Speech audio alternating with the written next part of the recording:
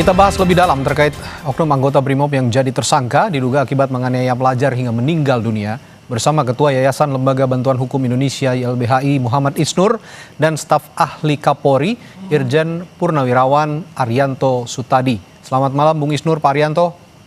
Selamat malam. Selamat malam Pak Isnur. Semoga sehat selalu. Baik, Bung Isnur, Anda sudah mengeluarkan pernyataan awal ya sebelumnya di media. Nah, pada kesempatan ini silakan disampaikan lagi apa yang Anda kritisi khususnya dalam kasus yang terjadi di Tual di Maluku ini. Ya, pertama tentu kita menyampaikan duka cita yang mendalam ya untuk keluarga ya. Semoga diberikan kekuatan dan ketabahan. Amin. Dan juga mendapatkan pemulihan dan rehabilitasi itu buat keluarganya. Itu yang pertama penting sekali, jangan lupakan korban. Ya. Yang kedua, kami mencatat bahwa gini, ini peristiwa bukan sekali. Betul. Peristiwa yang kami temukan cukup sering. Belum lama sebelumnya peristiwa Afan. Itu kabarnya seperti apa gitu. Sebelumnya peristiwa di Seruyan, Gijik meninggal juga. Sebelumnya di Seluma, sebelumnya di Muko-Muko. Jadi peristiwa kekerasan oleh aparat ya, dipertontonkan dengan telanjang di mata kita, itu sangat sering. Jadi saya mendesak, dan kita juga sudah sampaikan ke Komisi Reformasi Kepolisian dan juga sampaikan ke Kapolri waktu pertemuan di Mabes Polri bahwa jadikan ini pelajaran dan perubahan secara standar operasional gitu. Saya bertanya, kok bisa BRIMOB itu melakukan operasi atau melakukan penghadangan masyarakat seperti itu? Itu kan bukan tugasnya BRIMOB. Ya. BRIMOB itu kan tugasnya untuk satuan kombat ya. Satuan-satuan yang harus menangani kerusuhan yang berskala masif gitu. Kenapa urusan masyarakat, kenakalan remaja gitu, anak berdasarkan hukum, maka ikut BRIMOB yang turun? Itu sangat berlebihan dan tidak sesuai fungsinya. Maka saya mendesak Kapolri dan juga pemerintah mengevaluasi. Jangan tugaskan BRIMOB di hal-hal seperti ini, menghadapi masyarakat gitu. Yang secara langsung akhirnya diametral. Dan potensial karena mereka dilatih untuk combat gitu, akhirnya potensial besar melanggar HAM. Ya. Di kasus yang Agus kan kita belajar. Kerusuhan besar itu pasca kesalahan penanganan di kasus Afan gitu. Nah sekarang ini terulang kembali. Kesalahan penanganan berakibat kita melihat sebuah dinamika yang terjadi demikian mengerikan gitu. Jadi ini harus menjadi pelajaran utuh. Yang kedua juga saya meragukan kok ada aparat yang tidak tahu standar hukum acara. Kalau ada orang atau terduga bersalah, kan harusnya jelas bagaimana penindakannya. Ada penangkapan, ada proses, apalagi anak, itu ada undang-undang PSPPA gitu. Dan juga ada misalnya peraturan Kapolri tentang implementasi HAM. Itu nggak boleh melakukan kekerasan. Saat demo dan chaos aja, saat kerusuhan, itu nggak boleh melakukan kekerasan. Dan Oke.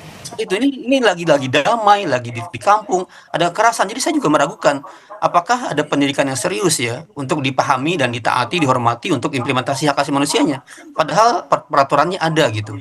Jadi itu Oke. keseluruhannya. Ada pertanyaan dari Bung Isnur tadi, apakah ada pendidikan yang serius juga terhadap, tapi sebelum saya tanyakan itu kepada Pak Arianto, saya punya pertanyaan Pak Arianto.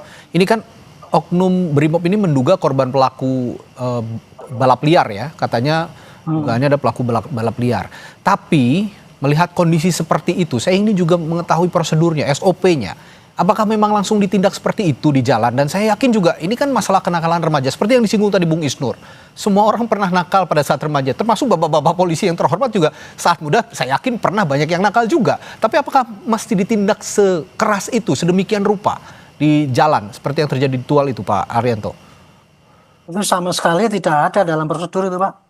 Dan Oke. BRIMOB itu nyekat orang yang lain kayak gitu, kemudian alasannya kebut-kebutan itu gak bisa diterima. Ini sudah jelas penyimpangan yang besar ya. Dan sayangnya ini terjadi, kita sudah berusaha keras ya untuk merubah. Kemarin itu kita dibilang jelek itu kan karena perilaku yang terdepan Pak. Ya. Saya sudah ngucapkan 3 bulan yang lalu Pak, itu rubah perilaku yang terdepan itu. Dengan cara mereka digerakkan betul-betul supaya menjadi pelayan yang baik gitu. Tapi sayangnya berturut-turut masih terjadi kayak gitu. Iya. Saya sama sekali nggak bisa nerima itu katanya diduga karena kebut-kebutan ataupun apa. Itu nggak ada SOP di situ itu. Dan lagi pula BRIMOB bukan tugasnya di situ memang. Ya. Kalau dia patroli tidak ada mengadang orang itu dengan memukul itu. Itu namanya membunuh itu. Ya untungnya itu segera ditangani ya, dan kemudian paralel pidananya itu. Tapi saya pikir ini satu, menurut saya ingin sampaikan pada Bapak Kapolri ya, bahwa getaran untuk reformasi itu belum sampai ke depan. Saya mengusulkan kemarin ikrar Pak Kapolri itu ya, ikrar yang di Mabes itu diikrarkan juga oleh polisi yang terdepan di polsek-polsek, di Polres, sehingga anggota di lapangan itu tahu bahwa kita tuh harus berubah gitu. Ya. Ini kan kelihatan sekali bahwa mereka itu nggak tersentuh oleh gerakan untuk transformasi itu. Oke, artinya ikrar yang dilakukan ya di tingkat Polda ya kalau itu di Jakarta. Ini juga tidak ditularkan kepada bawahnya oleh Polda kepada Polres dan juga Polsek begitu Pak Arianto sementara ini. Iya, saya hanya melihat di YouTube kemarin diikrarkan di Mabes jam 12 malam. Tetapi saya belum dengar di Polda atau di Polres atau bahkan di Polsek. Kalau menurut hemat saya justru yang harus berikrar itu anggota yang di lapangan, Pak. Supaya anggota di lapangan itu langsung bisa berubah gitu. Kira-kira begitu. Tadi Bung Isnur juga menyinggung soal sistem pendidikan yang diterapkan sebenarnya. Nah, ini saya punya catatan dari Kontras juga dan YLBHI. Ini punya catatan puluhan hingga ratusan kasus kekerasan polisi yang berujung kematian setiap tahun. Mulai dari 2019 sampai 2026.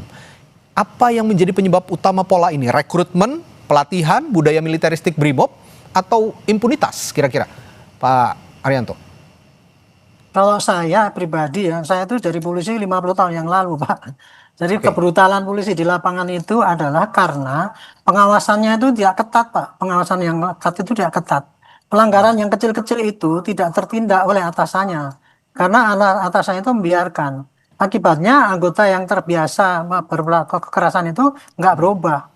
Saya bikin tadi ya peraturan Pak Isnur dibiarkan tadi HAM itu. Saya bikin tahun 2009, Pak. Saya bikin waktu itu tak panggil semua LSM bahwa kita tuh harus begini, harus humanis. Itu saya kirimkan ke semua polsek, tapi sampai sekarang kelihatan dibaca apa tidak itu. Nah, makanya yang terjadi yang di lapangan itu. Jadi kalau saya sih pengawasan yang di lapangan yang kurang ketat gitu ya, sehingga banyak anggota yang berbuat gitu tidak kapok dan diikut-ikutan gitu. Dan kedua, tadi sisi penghukuman yang kurang jelas itu tadi. Kalau sekarang ini mudah-mudahan ada efek jerah sehingga yang lain-lain tidak akan mengikuti gitu. Kira-kira gitu. Bung Isnur, sesuai dengan apa yang disampaikan Pak Arianto bahwa pengawasan yang lemah sekali di tingkat yang paling bawah ini juga menjadi penyebab para anggota polisi ini brutal dan bertindak seperti jagoan? Iya, ya pengawasan adalah satu yang bolong ya. Selama ini justru kalau yang kami temukan kecenderungannya jadi impunitas. Jadi atasan atau kemudian atasan di atasnya lagi itu melindungi. Bahkan ada banyak kejadian di mana ketika dia dilaporkan, dia diperiksa oleh satuan pemeriksa, malah diperas lagi oleh satuan pemeriksa. Jadi bagian pengawasan bukannya mengawasi, malah kemudian menjadi pelanggar berikutnya gitu. Dan makanya kejadian sampai levelnya di Bima ya, Kapolres main narkotik, dulu di Kapolda main narkotik, itu sampai level Kapolda gitu. Itu kejadiannya sudah jadi jamak. Nah, saya meyakini bahwa kebutuhan reformasi itu memang secara fundamental. Ini orang megang senjata, orang megang kewenangan, orang megang merasa punya seragam, dan dia di lapangan merasa beyond the law. Dia nggak pakai hukum lagi, standarnya sekarang harus digrounded. Orang-orang itu kalau belum paham standar yang dibilang tadi Pak Arianto, belum paham bagaimana hukum acara, nggak boleh turun. Dilarang dulu turun, grounded dulu. Kalau dia nggak punya psikologi yang matang untuk dewasa menggunakan seragamnya, jangan dulu bertugas gitu. Grounded dulu semuanya. Saya akan tanya ini langsung pada Pak Arianto. Pak Arianto, kalau belum siap untuk bertugas di lapangan, jangan dulu ditugaskan di lapangan, jangan dulu memakai seragam. Bagaimana mendeteksi orang-orang yang ada di tubuh Polri seperti ini lebih dini agar kejadian-kejadian seperti di Tual tidak terjadi lagi? Ya, intinya itu menggalakkan para pengawas yang di lapangan, Pak. Dengan tanggung jawab yang tinggi. Saya itu Pak ya, usulan grounded itu sudah 10 tahun yang lalu Pak Isnur. Untuk penyidik maupun untuk petugas di lapangan yang enggak manusiawi itu di grounded saja. Tetapi saya nggak pernah dengar itu untuk itu. Tapi ya gitu tadi ya, yang namanya pengawasan mungkin sekarang ya akan bisa lebih kuat apabila para atasan di bawah itu diberi tanggung jawab. Mereka suruh bikin fakta integritas. Kalau anggotanya brutal maka dia juga ikut ditindak gitu. Mungkin barangkali dengan itu agak lebih ketat itu pengawasan ke bawah. Gitu.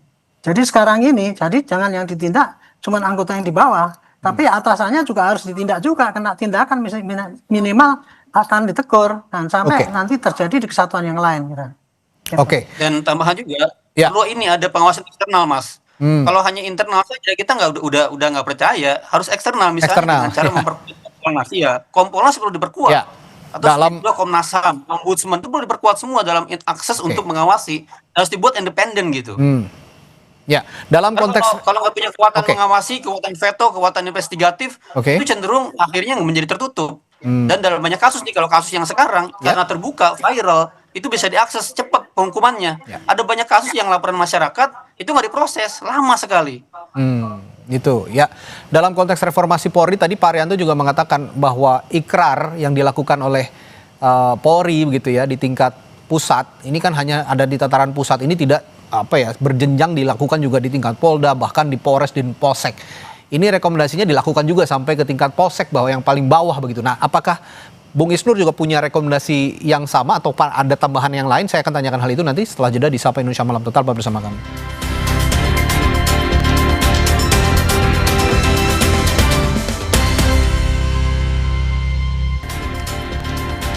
Masih membahas soal tindak kekerasan anggota Polri yang semakin menjadi-jadi, terakhir di Tual, Maluku, yang diduga menganiaya seorang remaja hingga tewas. Tadi saya bertanya ke Bung Isnur untuk juga menindaklanjuti apa yang dikatakan oleh Pak Arianto. Rekomendasinya tadi, kalau ikrar reformasi Polri ya jangan di tingkat pusat saja, tapi juga dijawantahkan di tingkat Polda, Polres, bahkan ke yang paling bawah, yakni Polsek. Ada punya rekomendasi yang sama atau ada tambahan lain, Bung Isnur? Iya, ikrar kan hanya ucapan, Mas. Orang bisa 1000 kali ikrar tapi belum tentu berubah. Kan itu kan bagi saya problem kalau cuma ikrar ya. Pertama penting diketahui bagi saya adalah perubahan mental. Bagaimana mengubah mental? Jadi aparat tuh harusnya lebih rendah hati, ya kan, lebih sederhana, lebih kemudian menyadari bahwa dia adalah digaji oleh rakyat setiap helai baju itu gitu. Dia bagian dari pengabdian, bukan dengan seragam merasa menjadi punya arogansi. Itu bagaimana mengubah setting mental itu? Bagi saya mulai dari orang niat mulai awalnya rekrutmen, pendidikan, pembinaan, ya kan, kemudian bagaimana dia sekolah lanjutannya. Itu harus dicek semuanya bagi saya kan. Kemudian dalam keseharian, dalam instruksi harian, tadi yang dibilang oleh Pak Arianto, mereka punya namanya Perkapolri standar implementasi HAM. Dalam keseharian kami cek ketika lapangan, mereka tuh nggak paham peraturan-peraturan Kapolri itu. Termasuk soal tindakan, bagaimana tindakan dilakukan itu ada perkap soal tindakan upaya kepolisian, ada tahapan-tahapannya.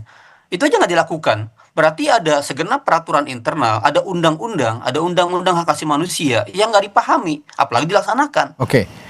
Ya, kalau saya melihat mungkin peraturannya sudah dibaca oleh mereka, sudah dipelajari, tapi begitu memakai seragam sudah berasa si paling-paling, lupa semuanya akhirnya. Nah ini saya akan bertanya juga ke Pak Arianto. Tadi Bung Isnur menyinggung soal mental. Saya ingin menggambarkan betapa kronisnya kasus kekerasan yang dilakukan oleh anggota Polri dewasa ini, akhir-akhir ini. Hari ini kami juga menerima berita ada bintara remaja Polda Sulsel tewas di Barak. Ini diduga dianiaya oleh seniornya. Nah kalau sudah begini, mereka menganiaya sesamanya, juniornya, apalagi ke masyarakat biasa. Apa yang harus dilakukan Pak Arianto? Yang dilakukan oleh polisi untuk merubah mentalitas itu Pak ya, sejak dulu Pak, sejak awal kita dalam pendidikan. Di dalam pendidikan di polisi itu Pak ya, itu ada 3 aspek yang dididik di situ. Mental, profesional, sama fisik. Mentalnya itu nilainya 5 ya. Profesionalnya itu 3, fisiknya 2. Jadi yang diutamakan lebih mentalnya itu tuh.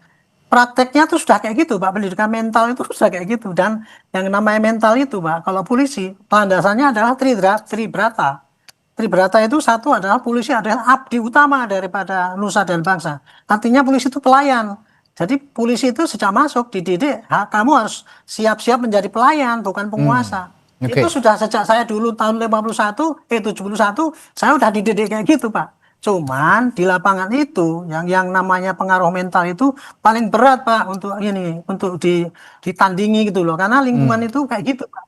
Itu kuatnya tuh untuk anggota di lapangan itu untuk bekerja tidak sesuai dengan aturan yang ada. Satu mengenai kepatuhan pada aturan itu.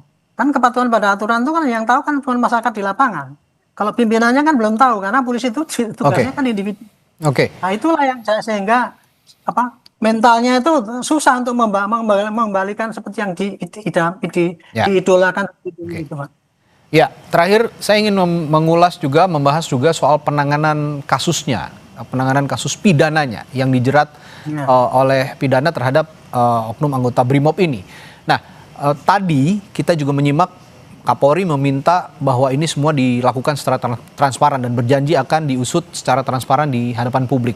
Tapi di sisi lain KPAI juga meminta Komisi Perlindungan Anak Indonesia agar tidak ada intimidasi.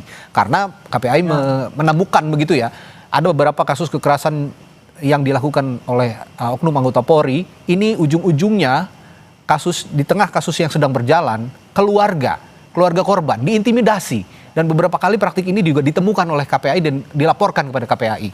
Bagaimana Polri memastikan ini tidak ada intimidasi kali ini di kasus Siditual ini? Ya, itu temuan-temuan yang sering terjadi pada masa lalu ya Pak.